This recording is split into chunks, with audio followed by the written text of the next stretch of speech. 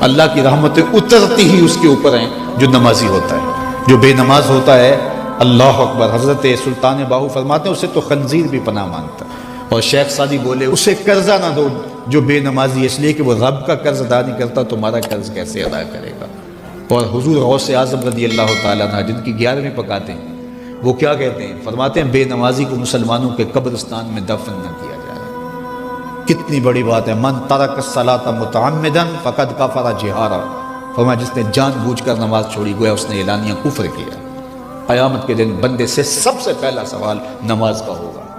قرآن بتاتا ہے کچھ لوگ کھینچ کے گھسیٹ کے جہنم کو لے جائے جا رہے ہوں گے، لوگ ان کو ملیں گے، ان کو کہیں گے ما سلککم فی سقر، تم جہنم کو کیوں جا رہے ہو، کیا ہوا؟ تو وہ کیا کہیں گے؟